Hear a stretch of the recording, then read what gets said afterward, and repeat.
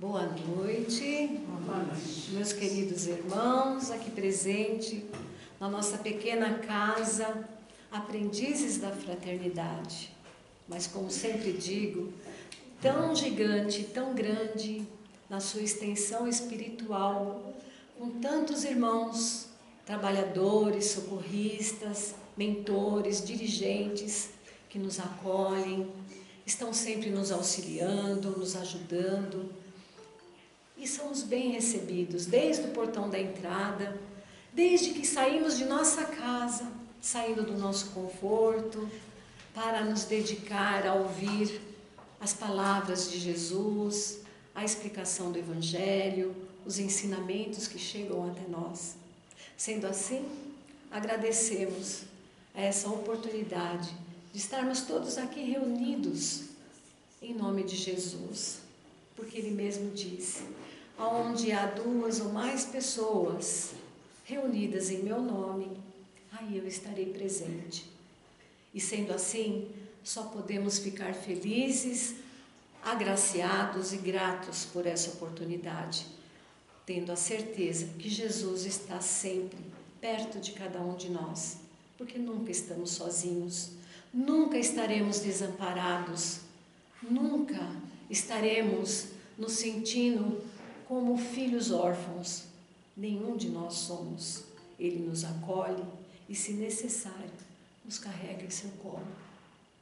Então, assim, iniciaremos a palestra dessa noite, convidando a todos vocês a fecharem os vossos olhos, elevarem o pensamento ao nosso Mestre Jesus, acalmando o nosso coração, a nossa mente, tirando todas as preocupações do dia a dia, todas as nossas aflições, serenando o nosso íntimo, o nosso ser, o nosso espírito, para que possamos acolher as palavras dessa noite, acolher o tratamento, os benefícios que viemos buscar aqui, nessa casa de amor e caridade.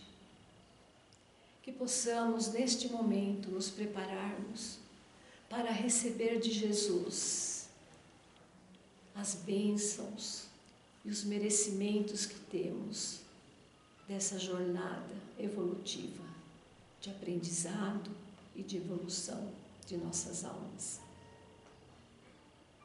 Nos reportando ao nosso Pai neste momento, com a oração que Jesus nos ensinou.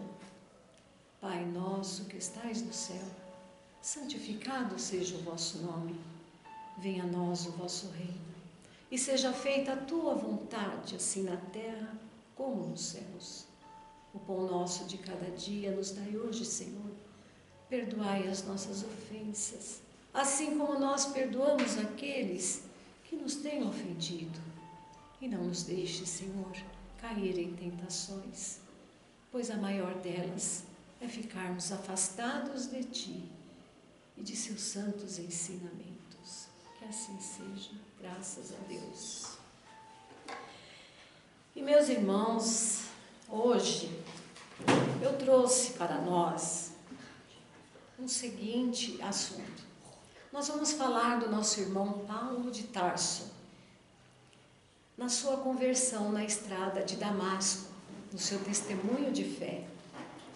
E como alguns de nós não conhecem relativamente a história de Paulo de Tarso, às vezes ouviu falar, mas não sabe algumas especialidades dessa história dele, eu vou ler essa narrativa para que possamos compreender melhor o porquê dessa conversão, o porquê desse testemunho de fé, porque ele é considerado um apóstolo grande, um apóstolo muito importante de Jesus. Ele se converteu ao cristianismo. E aqui começamos, então. Paulo de Tarso, ele nasceu em Tarso, na Sicília, atual Turquia. Recebeu 2 nomes, Saulo em hebreu e Paulo em romano.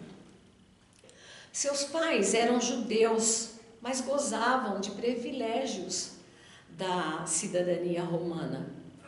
Em sua juventude, ele foi enviado a Jerusalém, onde deveria familiarizar mais com a religião, com a cultura hebraica. E em Jerusalém, Paulo estudou no Templo de Salomão. Durante 5 anos, foi educado com o discípulo Gamaliel. Naquela época, ele era considerado um grande rabino, influente naquele tempo.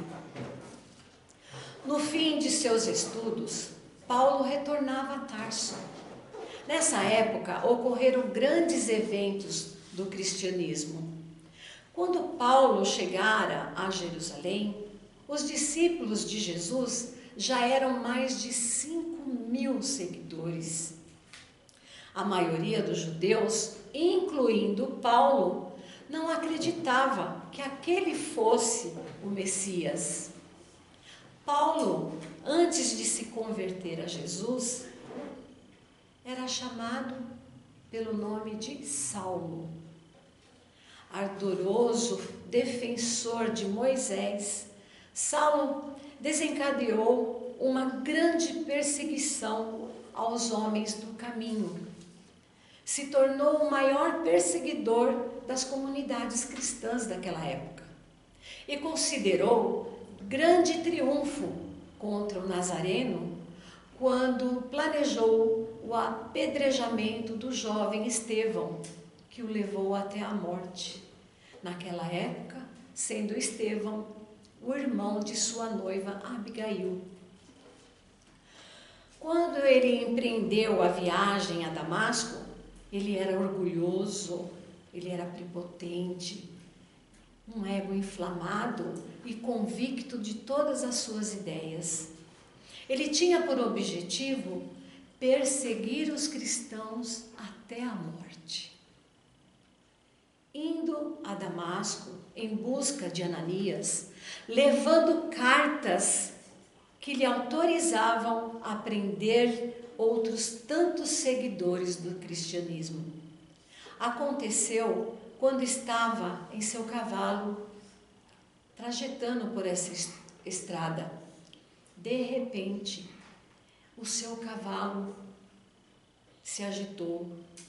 Ele foi subitamente surpreendido por um resplendor de luz tão grande que o cegou, caindo por terra, vislumbrando aquela imensa luz.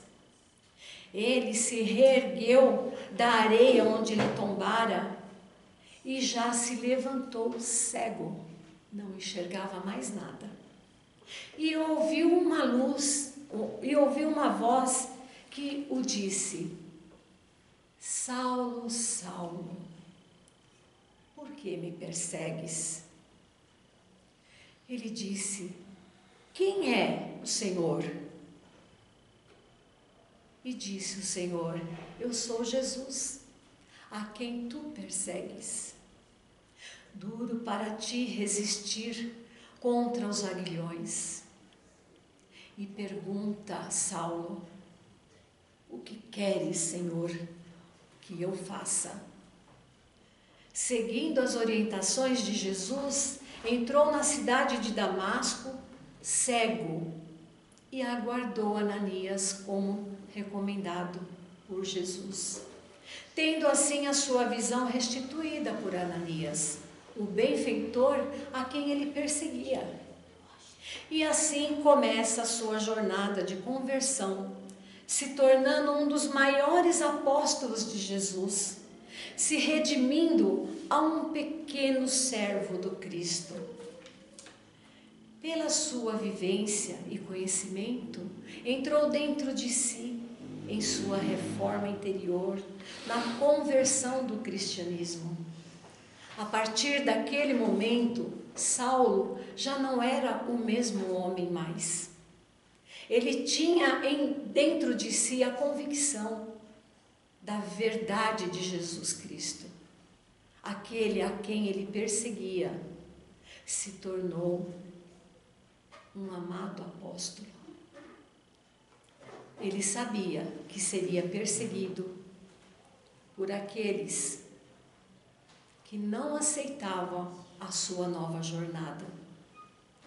Ele tinha consciência dentro de si do Evangelho de Jesus, do conhecimento de suas leis divinas, das leis da ação e da reação, que ele ia responder por tudo que tinha feito, de todas as perseguições pelos cristãos, das mortes que ele ocasionou, porque ele começou a praticar a fé raciocinada, as verdades do Cristo.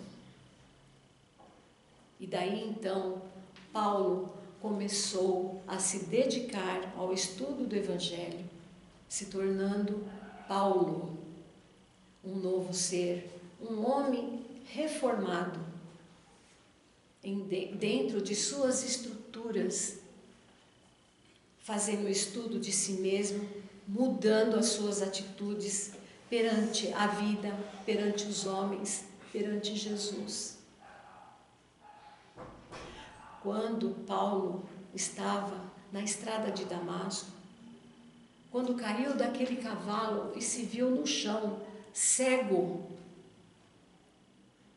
ele não se viu como um ser humano comum.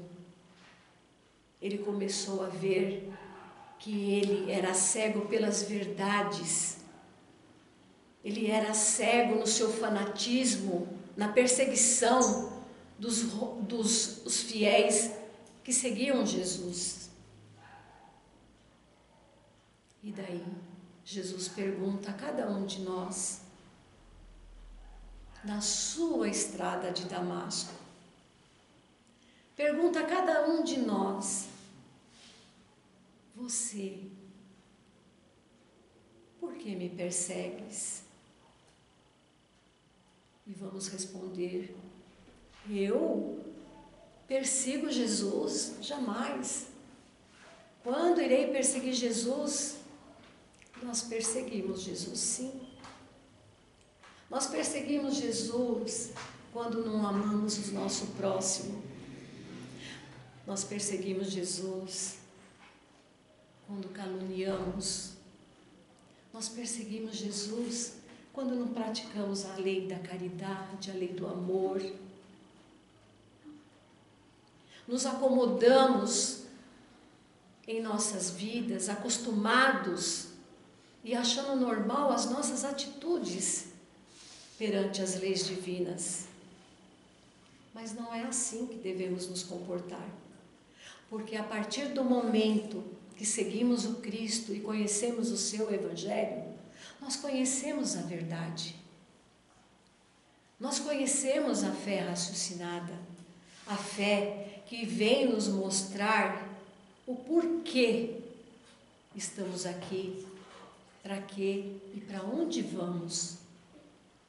Nós sabemos o caminho que devemos trilhar, o comprometimento, a responsabilidade que temos diante de nossas ações, de nossas atitudes, perante a nossa vida e perante o próximo. Se não soubermos a nos respeitar e nos amar, também não saberemos fazer isso com as pessoas que estão à nossa volta, em nossa casa, com os nossos familiares, na sociedade, no nosso trabalho. A vida, ela nos oferece tantas coisas materiais que acaba nos desviando do caminho. Nos iludimos com as ofertas que a vida nos propõe. E não é isso.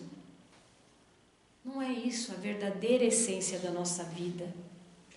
Nós estamos aqui para cumprir o nosso papel de cristão, de filhos de Deus. Quando Jesus faz esse convite a todos nós, é um convite tão sutil que às vezes chegamos a desprezar. Não damos ouvido a esse convite da nossa mudança de comportamento, das nossas novas atitudes. Entramos num caminho de decepção, de desgosto, de depressão, chegamos até a pensar no suicídio, porque não aguentamos o que a vida nos oferece, as dificuldades, as aflições. Mas a nossa irmã Joana de Ângeles, em um trecho, ela diz que a nossa fé, ela é provada a partir de como nos comportamos diante das nossas dificuldades, das nossas aflições. Aí vamos enxergar o tamanho da nossa fé. Aquela fé que nos exige um testemunho, que acreditamos em Jesus, acreditamos no seu Evangelho, nas promessas de Deus. E muitas pessoas às vezes reclamam das dificuldades, já não aguenta mais viver, está cansado da vida, de tantos problemas, e já está passando o tempo, eu não tenho mais tempo para isso. Como não temos mais tempo para isso? Às vezes uma criança acaba de nascer, em poucos segundos ou minutos, ela desencarna. Jovens, velhos, pessoas que chegam a 70, 80, 90 anos, se pensasse dessa forma, quanto tempo estaria perdendo em se reformar, em começar agora a praticar essa fé que nos traz a esperança de que haverá dias melhores, que todos esses sofrimentos irão passar. Eles não durarão para sempre. Devemos ter a coragem, a força e a resignação de enfrentar esses desafios. Não é fácil. Vivemos num mundo de provas e expiação, num mundo onde já estamos vendo a guerra, as mudanças climáticas, pandemias. Estamos vendo pessoas perderem a fé. Devemos praticar o que aprendemos. Quando nós começamos a ir no caminho da verdade, do esclarecimento das verdades do Cristo em nossa vida, já não vamos pensar da mesma forma mais, porque já conhecemos e já sabemos que a vida continua, que perdemos somente o corpo físico, esse corpo ficará, mas a nossa vida continua, nosso espírito continua do outro lado, como estamos aqui, nesse momento, da forma que pensamos, como agimos. E quando tentamos, no desespero, nas aflições da vida, nos desgostos, querer tirar a nossa vida, nós estamos indo na contramão das leis de Deus. Nós estamos indo contra o caminho que Deus desenhou para nós. Porque vamos encontrar do outro lado com mais sofrimento ainda. As dores não vão acabar. Não é mais fácil a gente ter coragem e enfrentar os desafios da vida, como Paulo de Tarso fez. Não foi fácil para ele. Ele era o doutor da lei. Ele era um homem importante. Tinha vários seguidores. E ele tinha consciência que ele não agiu corretamente, principalmente quando ele tirou a vida de Estevão. Porque num ato de vingança, de ira, de inconformidade, o que inflamou nele foi o ego. Às vezes nos perdemos no caminho porque colocamos à nossa frente aquilo que achamos que é verdade para nós, a nossa verdade, do nosso jeito, o que queremos. Mas não é isso, não é esse o caminho, não é isso que o Cristo deseja de cada um de nós. Seria muito fácil sentarmos numa cadeira e esperar a vida passar, mas nós vamos estar atrasando essa caminhada, essa evolução. Aí Jesus pergunta para cada um de nós: vem comigo, segue meu caminho, porque para Jesus não foi fácil. Jesus pereceu, ele sofreu aflições, ele foi caluniado, ele foi cuspido, ele foi pregado na cruz. E mesmo assim, com os braços abertos, ele ainda falou: Pai, perdoa, eles não sabem o que fazem. Mas não porque Jesus era bonzinho, mas porque Jesus compreendia a nossa ignorância. Jesus compreendia que nós não estávamos preparados para essas verdades. E Ele veio trazer essa verdade. Essa verdade que ainda relutamos com ela em várias reencarnações.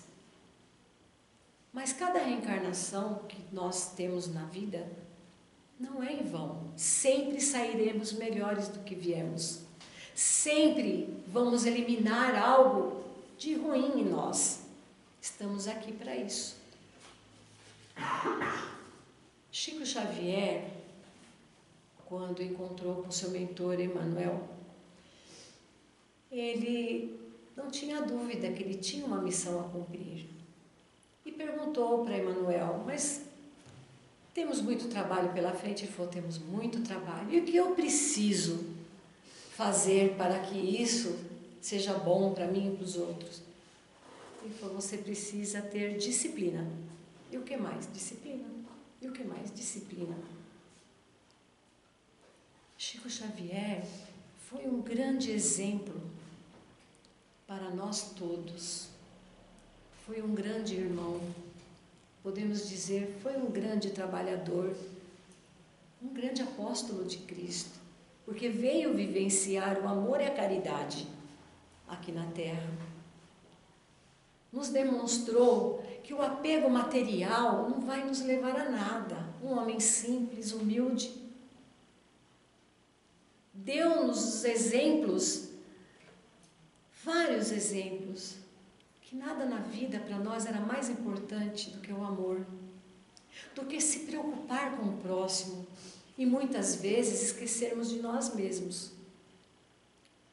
Quando em certas épocas da vida ficamos tão agarrados às coisas materiais, que esquecemos que aquele ente querido que está dentro de casa conosco sofre. Que às vezes aquele sofrimento é apenas a falta de um abraço, de um sorriso, de uma compreensão. Perdemos tanto tempo com coisas tão banais na nossa vida, que achamos que os nossos sofrimentos são tão difíceis, que somente nós sofremos. Mas esquecemos que pessoas passam pela nossa vida e que nós às vezes causamos esse sofrimento para elas e não percebemos. Aí quando paramos de olhar para nós, para as nossas aflições e começarmos a olhar o nosso irmão com mais empatia, nós começamos a sentir uma alegria na alma. Nós começamos a ver o sentido da vida, que é somente se doando, é somente amando, é somente praticando a caridade, que nós vamos ter essa felicidade que tanto procuramos, que não está nos bens materiais, que não está na nossa verdade, que não está naquilo que queremos. Desde a pessoa mais rica e milionária na vida, como aquele pobrezinho que não tem o que comer nem o que vestir. Deus ama a todos, mas Ele não vai julgar nenhum de nós pelo nosso exterior. Ele vai julgar o nosso coração. E sabe por que cada um de nós estamos nessa condição? Somos todos iguais. Estamos todos entrelaçados nessa estrada de Damasco, aonde Jesus vai nos encontrar e perguntar por que o estamos perseguindo, como falei no começo. Aí nós vamos nos lembrar que deixaremos de perseguir Jesus quando perdoamos, quando amamos, quando olhamos o nosso irmão, desejando bem para ele como queremos para nós mesmos. Essa conversão de mudança de atitude, de uma fé raciocinada, que fará a todos nós compreender melhor as nossas situações, os nossos desafios, as nossas dificuldades, mesmo num leito de dor. Se tivermos uma fé corajosa, uma fé raciocinada, nós ultrapassamos qualquer barreira, nós ultrapassamos qualquer dificuldade, porque sabemos que Cristo está junto de nós. E isso é apenas uma passagem. Mas não vamos dificultar a nossa vida. Vamos acompanhar o Evangelho de Jesus. Vamos confirmar em nós mesmos que somos capazes de enfrentar e de combater o bom combate. O combate das nossas imperfeições, o combate das nossas má tendências, do nosso orgulho, da nossa vaidade. Assim nos fazendo pessoas melhores, pessoas humildes, que antes de caluniar alguém, de julgar, que seja nós a fazer isso em nós mesmos. Aí sim poderemos dizer que somos filhos de Deus, que estamos olhando para Jesus e não o perseguindo mais. Então, assim, lembramos de uma frase também de nosso irmão Chico Xavier, que ele diz assim: embora ninguém possa voltar atrás e fazer um novo começo, qualquer um pode começar agora e fazer um novo fim. Como nosso irmão Paulo de Tarso, que foi um homem que perseguiu tanto, que matou tanto, em nome de Deus, na ignorância da sua alma, sem o entendimento da verdade, quando foi tocado pelas verdades de Jesus, se tornou um homem novo. Mas não pela troca do nome de Saulo para Paulo, mas pela troca de atitudes, de comportamentos perante a vida, perante Deus e perante Ele mesmo. Que assim possamos fazer como Paulo. Não trocar de nome, mas trocarmos de atitudes, renovando a nossa alma e o nosso ser. E assim, convido a todos para encerrarmos a palestra de hoje, agradecendo aos nossos irmãos aqui presentes, aos nossos irmãos que estão do outro lado da tela, também os convidando, quando tiver oportunidade, a visitar a nossa casa espírita, para que possam participar da palestra pública, para receberem os fluidos benéficos e todo o tratamento que quando estamos aqui recebemos dos nossos irmãos espirituais. E assim convido a todos a fechar os vossos olhos, a elevar o pensamento ao nosso Mestre Jesus, agradecendo ao Senhor por mais uma oportunidade de estarmos aqui reunidos. Que possamos, Senhor, no íntimo do nosso ser, que possamos nos renovar as nossas atitudes, os nossos pensamentos, as nossas atitudes perante a vida. Que possamos aceitar a nossa mudança, que possamos entender em seu Evangelho a verdade que nos liberta. Que possamos, Senhor, não mais persegui-lo, mas perguntar a Ti: o que queres que eu faça, Senhor? Que possamos nos transformar num homem novo, com novas atitudes, perante as leis divinas, perante as leis de Deus, sendo exemplo para todos aqueles que passam em nossa vida, perdoando, compreendendo, assim como o Senhor nos compreende, como o Senhor não nos julga, mas como espera de nós a nossa transformação ética e moral, pelos seus ensinamentos, pela fé raciocinada e pela prática da caridade. E assim, Senhor, agradecemos pela oportunidade, pelos seus santos ensinamentos e levamos a Ti a oração que o Senhor nos ensinou. Pai nosso que estais no céu, santificado seja o Teu nome. Venha a nós o vosso reino e seja feita a Tua vontade, assim na terra como nos céus. O pão nosso de cada dia nos dai hoje. Perdoa, Senhor, as nossas ofensas, assim como nós perdoamos a quem nos tem ofendido. E não nos deixes cair em tentação, e livrai-nos de todos os males. Que possamos ter a nossa fé renovada, a nossa fé corajosa e a nossa mudança de pensamentos e de atitudes perante a vida. Que assim seja. Graças a Deus.